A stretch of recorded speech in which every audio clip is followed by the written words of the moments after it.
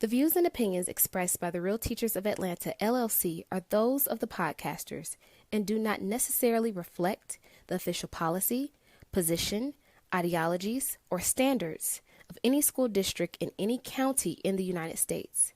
Any content provided by our podcasters, guests, and callers are of their opinion and are not intended to malign any religion, ethnic group, club, organization, company, institutions affiliated with the local government, individuals, or anyone or anything. The podcasts and all affiliated with the Real Teachers of Atlanta, LLC, are used for entertainment purposes only. And welcome back to our vlogcast. We are talking about parents' wish list. Things that we wish parents knew before they send their kids to school. Let's get into it. Yeah, so let's look at number one. So your attitude towards education and or the teacher will be your student's attitude towards education and or the teacher. Yep. Mm-hmm. Yeah, it's contagious. It is. I think so. We got parents, from the teacher's perspective, y'all set the tone for how your student is going to respond, right? Whether they're going to be invested. I know, Joy, you've talked on an episode before about how your mom would go to the parent-teacher conferences and she had these standards for you, these expectations that she set and explained to the teacher. And your teacher would be like, okay, so now I know that I have to hold this student to a higher caliber because this is what is expected at home. So now we can mirror, so we're mirroring that same expectation at home and at school. So we're able to support that, I think. Yeah. Is why that is important. Right. Students definitely mirror what they see. Oh, yeah. So if you're talking about the teacher, if you're talking about some things, they are definitely going to come to school and going to repeat it. Just FYI. Right. It doesn't matter how old they are either, because they would.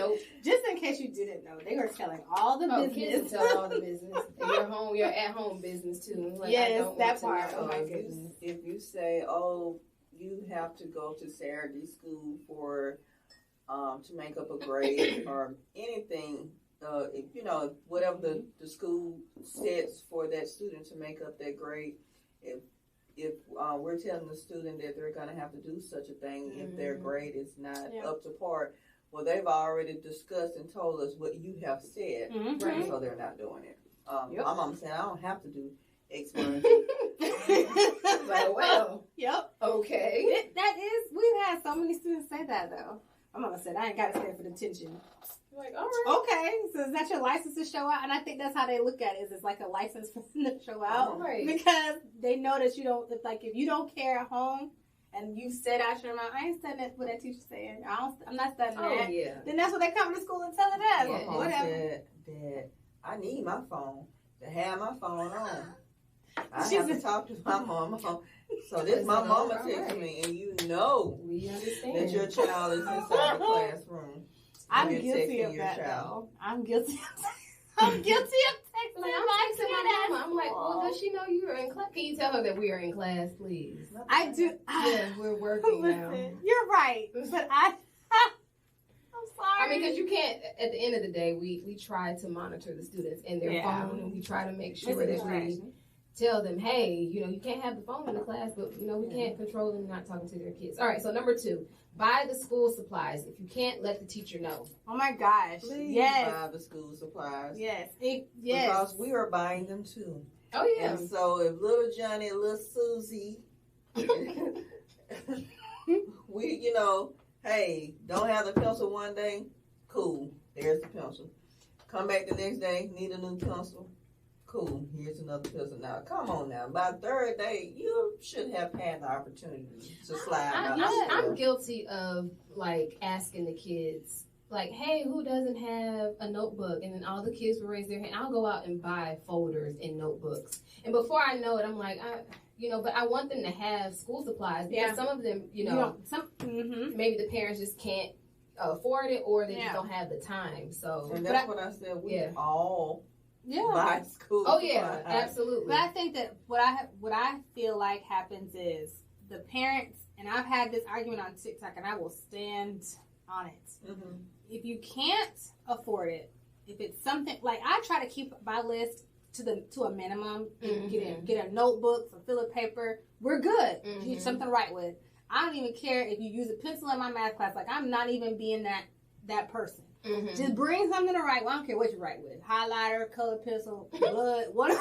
I'm just saying, like, I'm not asking you for anything expensive or extravagant. I don't care where it comes from. Just bring it. And what I have found is there's parents who feel like, well, if the school district or the school should provide the basic supplies, and I'm like, that sounds all well and good, but that's not current day. That's not happening right now for all school districts. So what you're doing is you're putting a burden on me now, and I have my 2 kids at home that I'm buying school supplies for, and I got 140 of these students. So if you might feel like, well, it's just my kid that doesn't have, but I've got 50 other parents feeling like my kid doesn't have, but they still need. And then I wonder sometimes if people realize how their student feels when everybody else pulls out their supplies and they don't have any. Oh my God. Or they got to pull the teacher to the side and say, well, do you have an extra?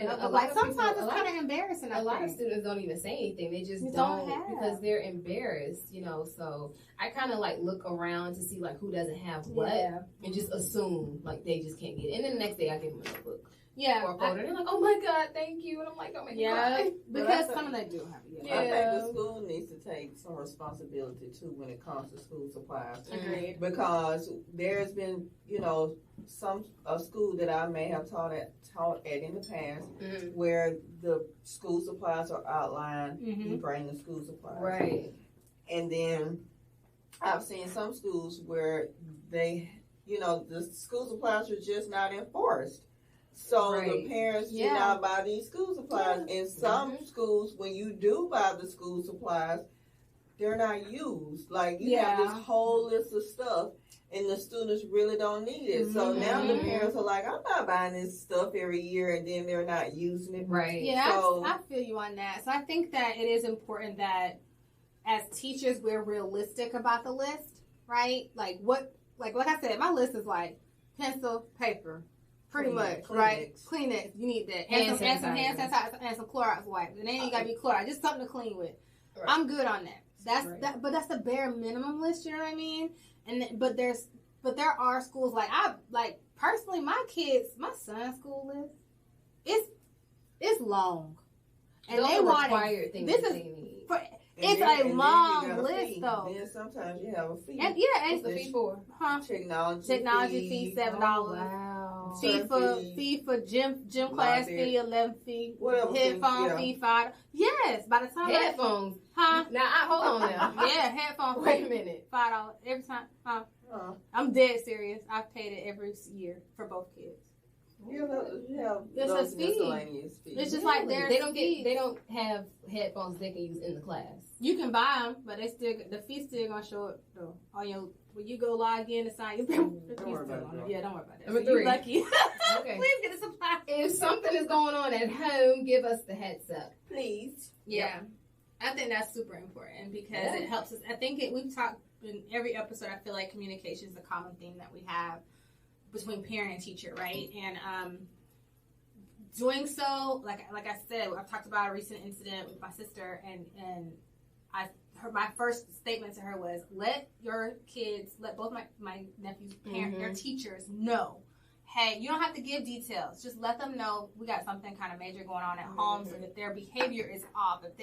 If they're talking about this, let them know. And then also sometimes, like the teachers, we can let the counselors know if there's something that's really egregious going on, and that just allows us to communicate so the kids are getting support how they need it at school as well as at home. We can kind of be that support. I think the unique thing about us is that we don't have to wait for a child or a parent to say anything. Right. We just know. Mm-hmm. And that's just something you can't teach in a PD or any type of professional development as a PD. It's just something that's intuitive. Like, we know, okay, there's something wrong with you, or something going on at home. Mm-hmm. There's something different. Let me email the counselor, or let me talk to the kid. But a lot of teachers don't have maybe that insight or maybe the time. I don't know. No, it's the relationship. It's the the relationship. But I feel like communicating, opening the door to communicate between parent and teacher does help with fostering a positive relationship, and it allows us to support that student in the right way. I think that ultimately that's what we're really saying is you're letting us know, but it starts in the beginning. We know that, but I do think that's super important. It is important because kids, we think children a lot of times don't know things that are going on. Yeah. And they know everything, just speaking from experience. And just like you go through stuff and you take it on your job, kids go through stuff and they take it to school. Yep. And so it's important, so we'll know. But like Joy said, because of the relationship that we share with so many of our students, we're able to catch that. But for a teacher that does not have that relationship, it just goes back again to that communication piece with their parent. Yeah. So, we don't hate. Oh, go ahead. Oh, did you want to say something, ma'am? No, you go ahead and take the floor. Number 4. I didn't like that word that you used. So I'm going to say we don't dislike your student. We have a strong dislike for their behavior. I use it because that's what they use, but I understand. Like the kids say, "You hate me." Yeah, you hate me. I've had parents say, I've heard of other parents saying that.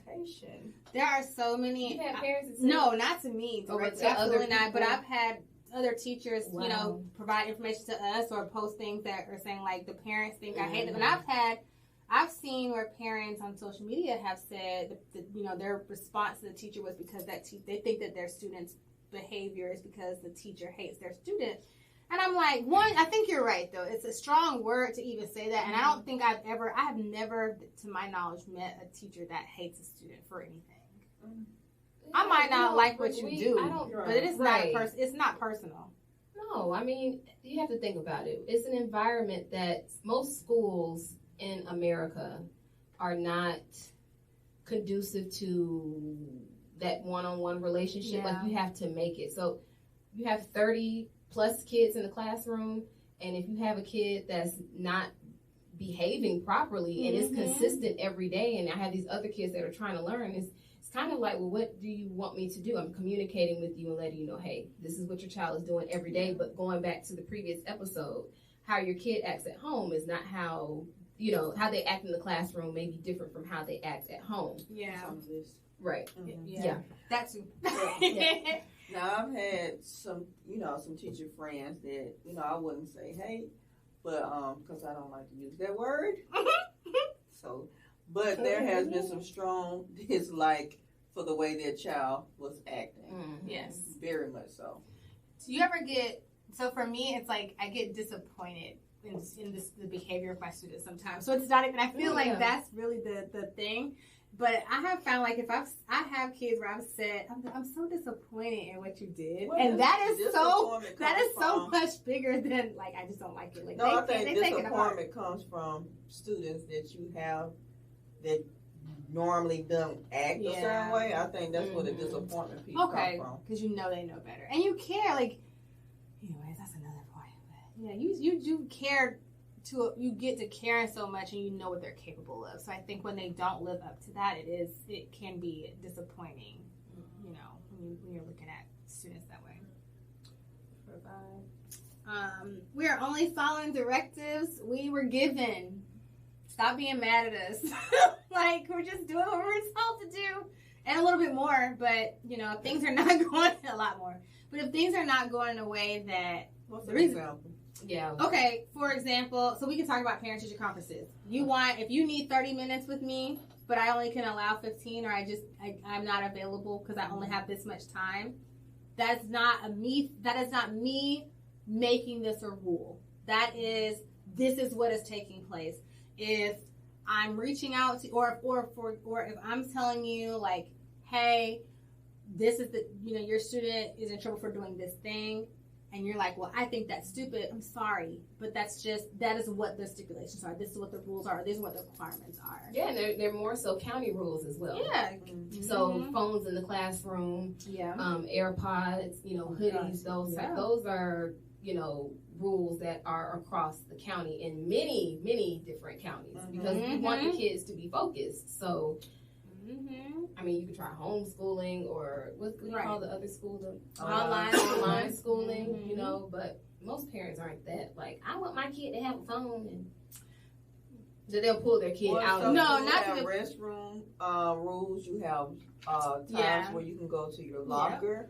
So Yeah, that's these true. are things that we have to follow. Not just and a lot of times it's for the safety of the student. Right. More Yeah. so, it's not that no one's trying to be demanding and in control.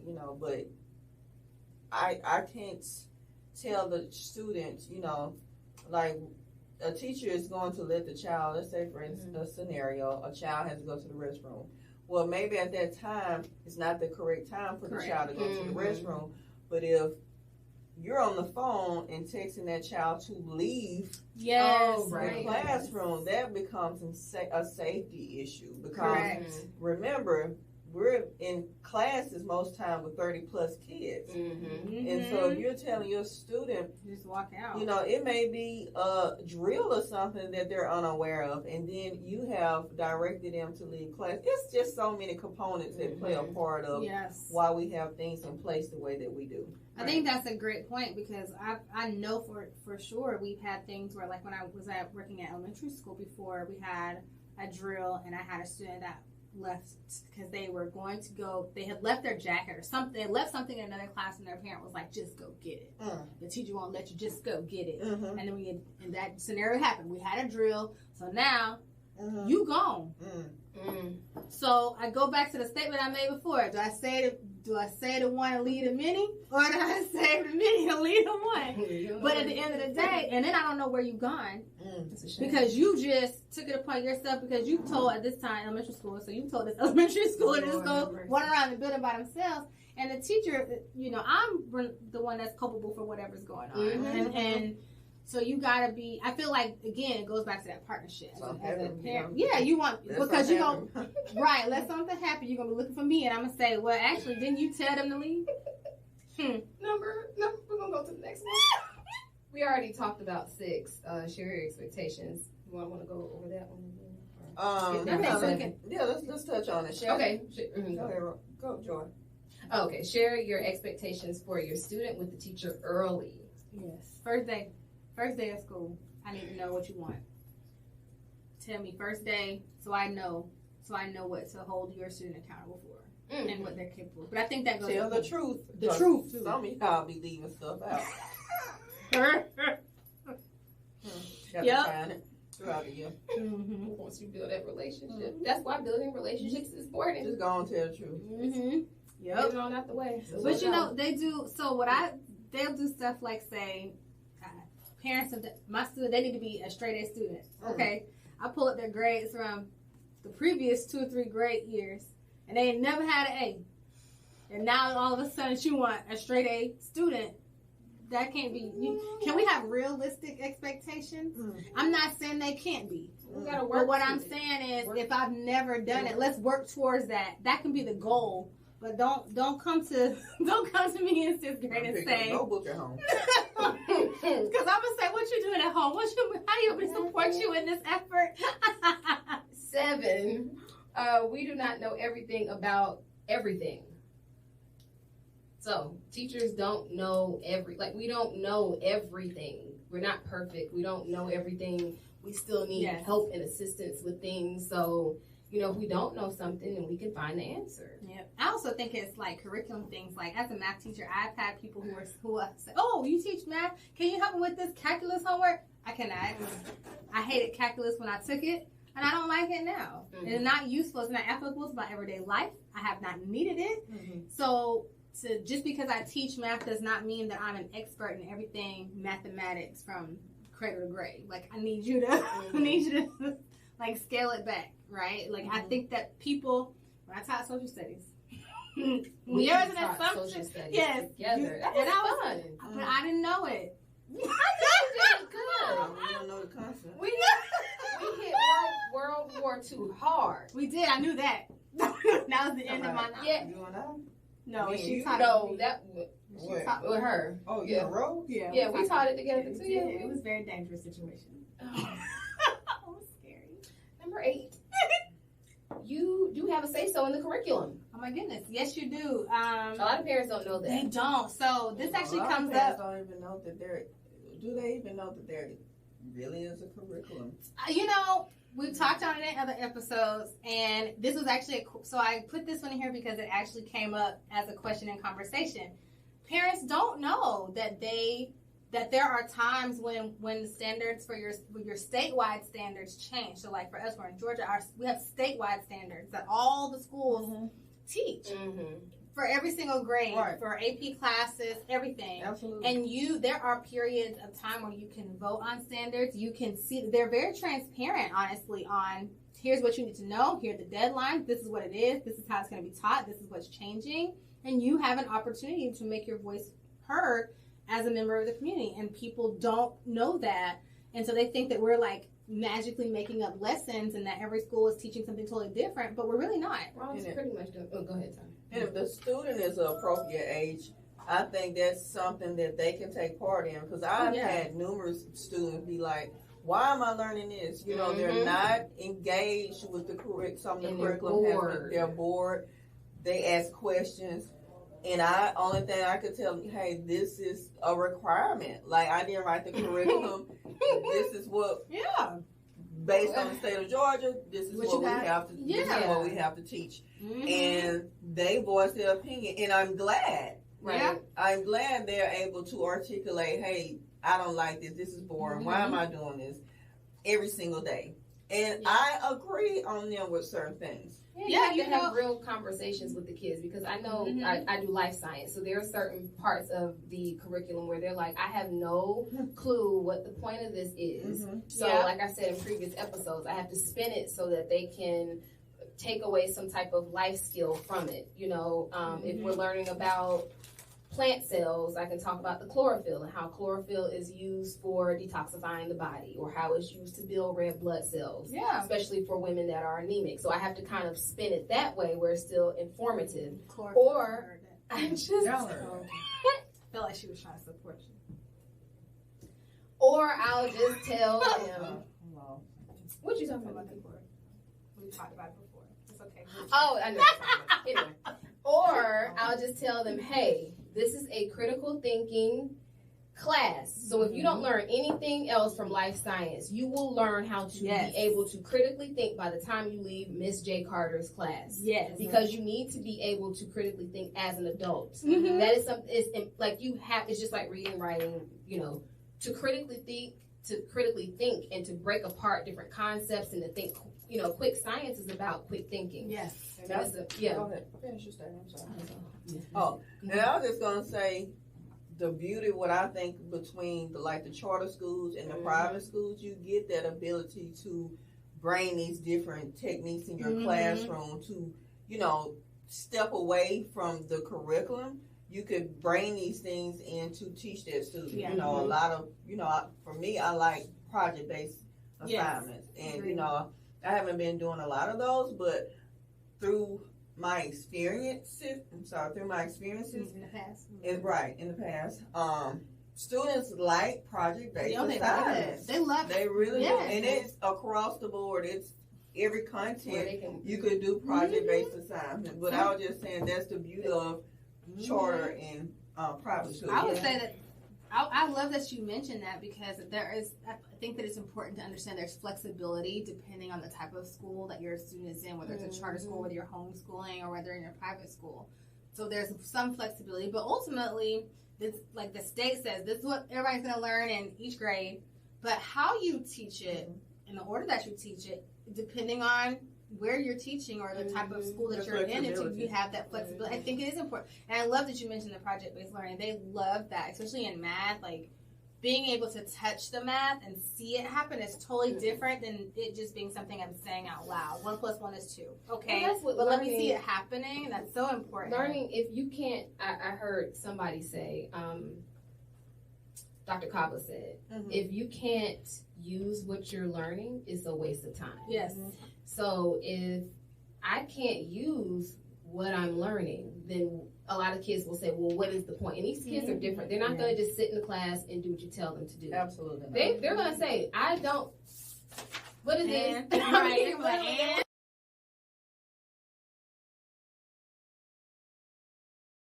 This is why you're learning it, and this is how it can help you in your life. And then they're like, okay, I'll do it, you know. I was at a school, and believe it or not, like these, it was an 8th grade class, and I got to tell you, these were phenomenal. They were like just outstanding when it comes to academics. However, I'm up there teaching, and I got called out on something, but it was in the curriculum. But I didn't mind because I had taught these students that they should, if something is not right, you question it. Right. So we will learn together. A teacher is still a student. Correct. Exactly. So I love that, they was courageous and, not just. And they weren't rude about it. Absolutely not. Yeah. I like that too. I like when they apply what they've learned. Remember, I did I ever tell you about the rebellion in my classroom? I loved it. It was my favorite moment in teaching.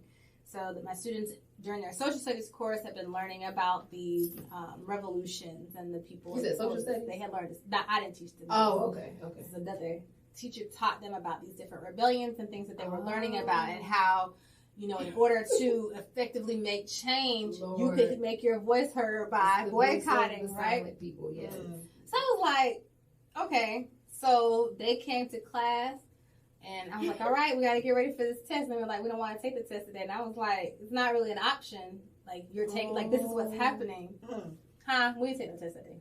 They shut that test down. They wanted another day to study. See, that's the beauty of the type of teacher that you are, because it's not ego involved. These are young, malleable children, and they're supposed to be able to say, hey, I don't want to do this. Why am I doing it? I think as children, we like to tell them, you can't ask questions. And then eventually they become adults that don't ask questions. Yes. And don't say, okay, why are we doing this? Why is it this way? It's like there are certain constructs in education that beat you into submission. Yeah. It's like, no. Right. If you want to do your work sitting on the floor, do it on the floor. Right. Do your work. If you want to stand up, do it. You don't have to sit at a desk. I love that. Because all learners learn differently. Yes. And I'm glad that you touched on that rebellion piece, because, I've had students in the past that will call things out. And I let them, and if hey, I'm not comfortable with, doing this, or I don't feel like, it's a conversation piece. It's not like that student or those students were being nasty. They were vocal. And I'm like you. I'm okay. You solidified, a reason why you don't want to do something, and I got to roll with it, Yeah. And you got a class full of 30 kids, and the thing that I liked about it was these were not kids. They weren't all best friends. There was kids that didn't like each other, but they had a concept and they stuck together. And that was what made me more proud than anything, was they worked together. They got, it was like they had a meeting or something, and they was together. That's the lesson. Take in life. If you don't like something, of course you do it respectfully. You don't just come out and say, I don't like it. But hey, I'm a little uncomfortable with this. Did they eventually take the test? They took it the very next day. They said their reasoning was they wanted another. They felt like if they had another day to prepare, that they would all ace the test. And I said, okay, but that was their defense. And if you told them they had to take the test, that would have impeded their ability as an adult, because they're always going to go back and remember, because we have memory, that influences how we do things in the future. So they were, dang, I was in Ms. Rose's class and she yelled at us for not speaking up. Okay, well, I'm not going to say anything to my boss if they've mistreated me. Right. Or I'm not going to say anything to, my boyfriend or girlfriend, because I don't want them to get upset. Because it's in their brains. That's but right. I think that good for you. It was so much fun, and I was like, okay. That's so awesome. then I told them, okay, well now everybody gonna get an A tomorrow. Right. And I think honestly, if I recall correctly, that was the best scores that they had gotten, because they took that, because they took it. They asked for it. They took it seriously. And they so that they asked. I said, ask me whatever questions you still are feeling uncomfortable. Like, I wanted it to be something that they could take with them. All the questions, they went through it. They worked together. They made little study groups in the class. Like, they were serious. Awesome. I was like, y'all don't even like each other like that. But it made had a common goal, and correct. And they worked together to execute it, and they did. I think I was like a couple of kids got a B, but they did amazing. And I was very proud. But I think you giving your kids also like a voice in the classroom, a voice in their curriculum, and how they get their learning. It's their education. Correct. And they have a hand in it. There you go. It's It's right. It's their education. So I do feel like this is a hot topic for us to revisit. But absolutely. We're going to move on. Okay. I'm sorry.